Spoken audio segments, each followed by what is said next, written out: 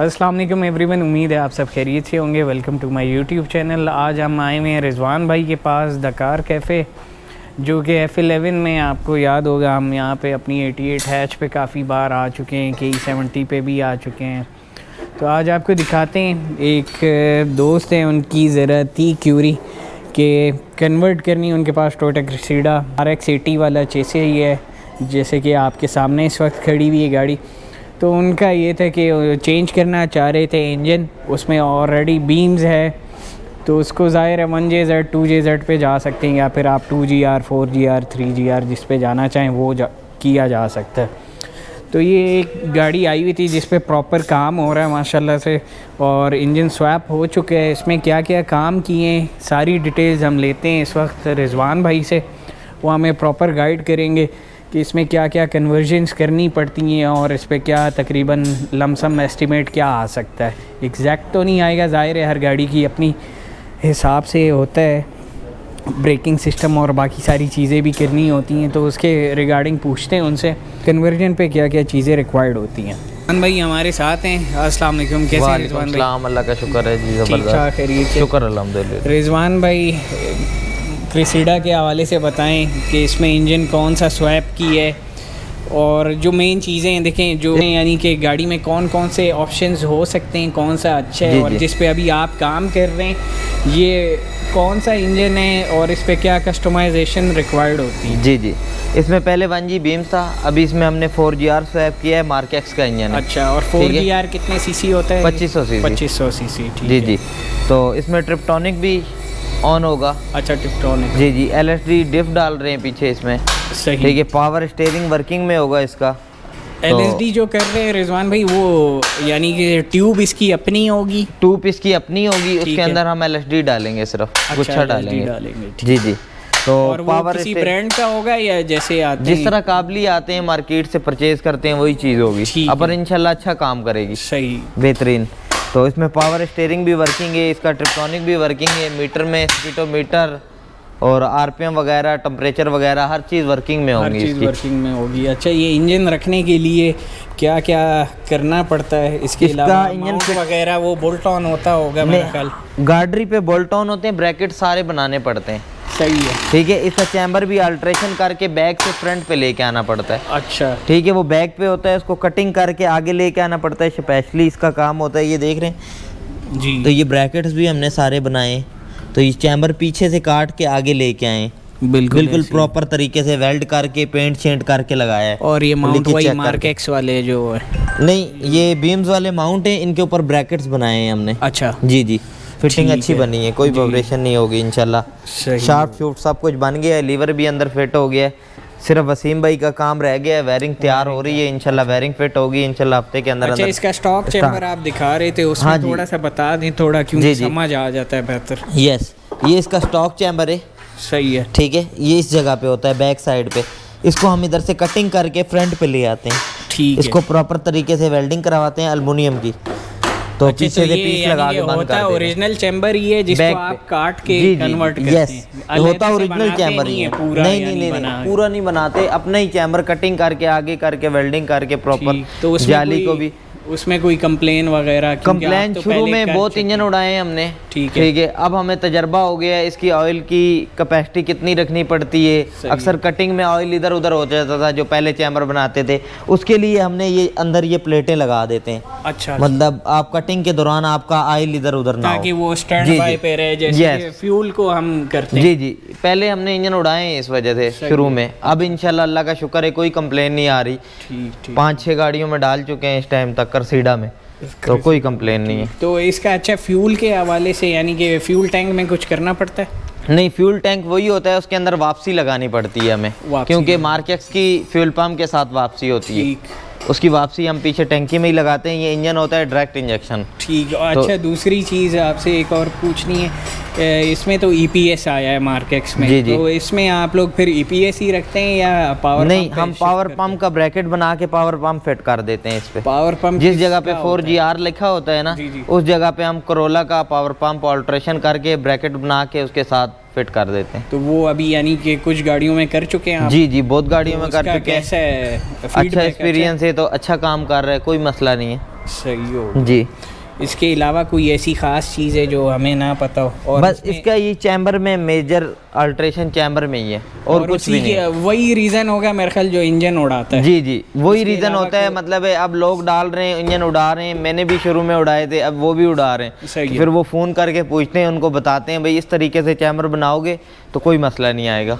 ठीक है। अच्छा, फ़ोन करके कोई पूछे तो उसके पैसे तो नहीं? नहीं नहीं सर, फ्री एंड कॉस्ट मशवरा देते हैं हम। सही हो। जी जी। अच्छा, इसके अलावा ब्रेकिंग सिस्टम पे रिजवान भाई कोई काम चीज़? ब्रेकिंग सिस्टम पे इसकी अपनी ब्रेकिंग थोड़ी बड़ी भी है, इससे बड़ी भी आती है इसमें। अच्छा, वो भी बोल्ट ऑन फिट हो जाती है इसमें। सही हो गया। और अगर वैसे कन्वर्ट करनी हो तो कौन सी है जो ऐसी बोल्ट ऑन लगे? इसमें कोई मज़दा की ब्रेकें लगती हैं बड़ी। मज़दा की लग हाँ जी। सकती हैं। ठीक हो गया। और इसके अलावा फ्यूल पाइपलाइन का क्या करते हैं? फ्यूल पाइपलाइन वही इस्तेमाल होती है, उसके पाइप बनाने पड़ते हैं। पाइप मतलब इसके लेफ्ट साइड पे आते हैं, राइट पे लेके जाने पड़ते हैं। अच्छा अच्छा, बस यानी कि पोजीशन चेंज जी, पोजीशन चेंज करनी पड़ती है। और फ्यूल पंप? फ्यूल पंप वो बता रहा हूँ, वो मार्केक्स का लगा के उसके साथ वापसी लगानी पड़ती है, रिटर्न लाइन। मार्केक्स का लगा के। अच्छा, दूसरी एक जो ख़ास चीज़ है वो मेरे ख्याल हम पूछते हैं रिजवान अपना वसीम भाई से, क्योंकि मेरे ख्याल वो इलेक्ट्रिक के उसमें इलेक्ट्रिकल काम वही करते हैं। जी जी, सारा वही वर्किंग में करके देते हैं। वसीम भाई से पूछते हैं। जी जी। तो बाकी ये जो नीचे लगा भाई ऑयल सप्लाई? जी जी, ये ऑयल फिल्टर वाली जगह है ना इसकी। सही है। ठीक है, ये हमने पावर पंप के लिए पुली लगाई है। इस जगह पे पावर पंप का ब्रैकेट बनेगा, इस जगह पे पावर पंप फिट हो जाएगा। ठीक हो गया। और इसके अलावा अच्छा, रेडिएटर का क्या होता है? रेडिएटर बोल्ट ऑन मार्केक्स का लग जाता है। बोल्ट ऑन मार्केक्स? जी जी, पाइपों समेत, सिर्फ इधर 2 पट्टियां बनानी पड़ती हैं। सही।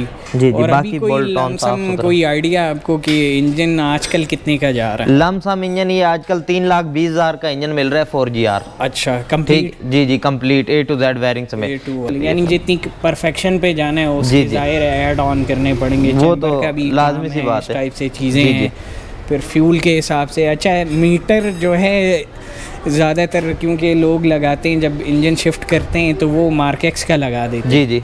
तो कुछ गाड़ियों में उसकी फिटिंग बैठती नहीं, तो वो ज़रूरी है क्या लगाना? नहीं, लोग जो कहते हैं मार्केक्स का रिक्वायरमेंट करते हैं, इसलिए करते हैं वो उसमें ट्रिप्टोनिक शो करता है। अच्छा ठीक है, प्लस माइनस की लाइटें आती हैं, तो मीटर ये भी ऑन हो जाते हैं जेन्युइन। इसमें सिर्फ प्लस माइनस की लाइटें नहीं आती। ठीक ठीक ठीक। बाकी हर चीज़ इन्वॉल्व हो जाती है इसी में। सही हो गया। जी जी। नहीं, ये तो रिजवान भाई ने हमें गाइड कर दी है। अब हम पकड़ते हैं वसीम भाई को, उनसे पूछते हैं वायरिंग के हवाले से इसमें क्या क्या काम है। बहुत शुक्रिया रिजवान भाई, आपने टाइम दिया जी। अस्सलाम वालेकुम, कैसे हैं वसीम भाई? शुक्र अल्लाह का, अल्हम्दुलिल्लाह। ठीक ठाक। आप सुनाएं? वसीम भाई बिल्कुल ठीक ठाक। वसीम भाई ये हमारे जो हैं यहाँ पे इलेक्ट्रीशियन है, इन्हीं ने हमारी हैच का काम किया था। KE70 के भी काफ़ी एरर्स ख़त्म किए थे और काफ़ी दोस्त मैं इनकी तरफ रिकमेंड भी करता हूँ, वो अक्सर जाते भी रहते हैं, तो माशाल्लाह काम अच्छा करते हैं। वसीम भाई इसके हवाले से बताएं, ये 4GR इसमें स्वैप करते हैं तो इसमें इलेक्ट्रिकल क्या क्या काम होते हैं और क्या क्या एरर्स आते हैं जिसको ख़त्म किया जा सकता है? इसमें ज़्यादातर एरर्स आते हैं उसके ऑटो सेंसर के। O2 सेंसर के एरर्स आते हैं, उसको जो है ना क्लियर करने के लिए ज़्यादातर हमारे पास बंदे आते हैं। अच्छा। ऑटो सेंसर होते हैं या स्पीड मीटर ज़्यादातर इसका जेन्युइन चालू नहीं होता ना। जी जी जी जी। इस इंजन में चालू, फिर उसके लिए एक अलग हम बॉक्स लगाते हैं। अच्छा, यानी कि जो अपना जेन्युइन इसका मीटर लगा हुआ होता है, जी जी, उसके पीछे किट लगती है? उसके पीछे किट लगती है, लेकिन इसके अलावा भी इसके जो है ना इसी इंजन पे अगर हम चालू करना चाहें ना स्पीड मीटर को तो ये नहीं चालू हो सकता। अच्छा, अगर हम किट इलेक्ट्रिक भी कर लें। अच्छा अच्छा अच्छा। इसके लिए एक बॉक्स लगाते हैं अलग से एक सर्किट टाइप, अलग से एक बॉक्स लगता है, वो जो है इसको चालू करता है। तो वो उसका मकसद क्या है? वो आगे इसको सप्लाई देता है, ECU की रीडिंग्स देता है? रीडिंग भी देता है और आपकी शिफ्टिंग में जो है ना शिफ्टिंग ताकि प्रॉपर हो। प्रॉपर शिफ्टिंग शुरू हो जाती है। सही हो गया।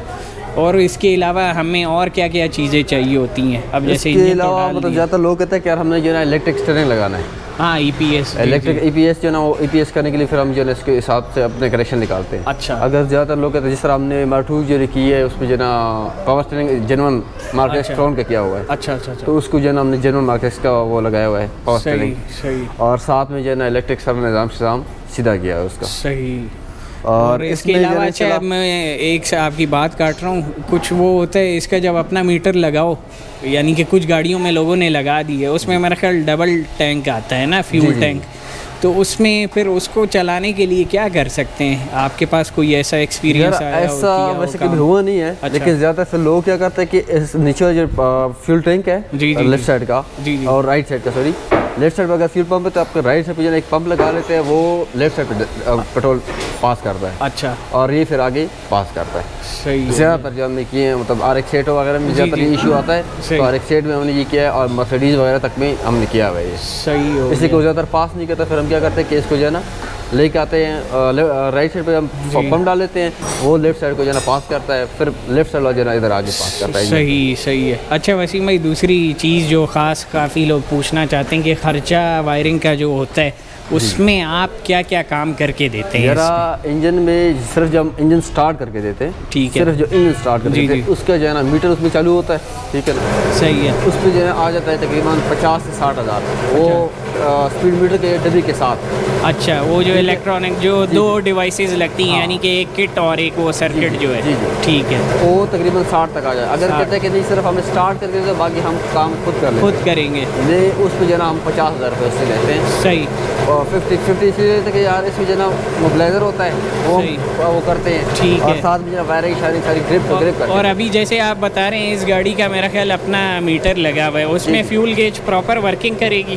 फ्यूल गेज का कोई इशू ही नहीं है, फ्यूल गेज का इसके साथ ताल्लुक ही नहीं है, इंजन के साथ फ्यूल गेज का ताल्लुक ही नहीं है। नहीं, वो कई दफ़ा होता है ना कि सारी चीज़ें चल जाती हैं मगर फ्यूल गेज में मसला फंस जाता है। फ्यूल गेज इसमें हम छेड़ते ही हैं, क्यों कि भाई फ्यूल गेज का अलग होता है और फ्यूल पंप अलग होता है, तो फ्यूल गेज के साथ इसका ज़्यादा ताल्लुक ही नहीं है। ज़्यादातर लोग अगर कहते भी हैं ना जी तो फ्यूल गेज के साथ ताल्लुक नहीं है, हम कर भी लेते हैं, फ्यूल मसला नहीं होता। अच्छा, और अगर यानी कि वैसे अब इस गाड़ी का अब आपने खैर स्टार्ट अन करीब करनी है, पर गेज का मसला है तो उसको फिर क्या कर देंगे? गेज हम कर लेते हैं, साथ कर लेते हैं, मगर वो इसमें इंक्लूड नहीं है, आप ये कहना चाह रहे हैं? वो करना हो तो अलग से उसकी जो भी चार्जेस होंगे वो तब आप करना।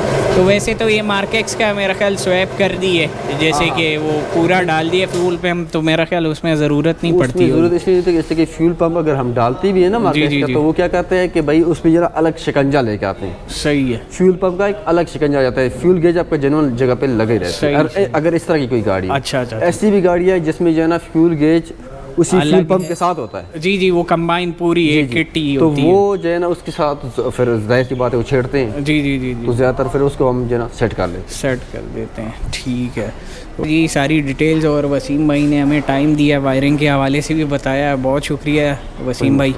और वसीम भाई भी F11 में ही होते हैं, और किसी ने कांटेक्ट करना हो तो वसीम भाई नंबर बता दें, या तंग नहीं होना फिर मुझसे जो पूछेगा तो मैं दे दूँगा। ठीक है, चलें, बहुत शुक्रिया वसीम भाई जी। ये थी डिटेल्स टोयोटा क्रूसेडर के इंजन के स्वैप के रिगार्डिंग। इंशाल्लाह फिर मिलेंगे नए ब्लॉग में नई डिटेल्स के साथ। मुझे दें इजाज़त, फिर होगी मुलाकात। अल्लाह हाफ़िज़।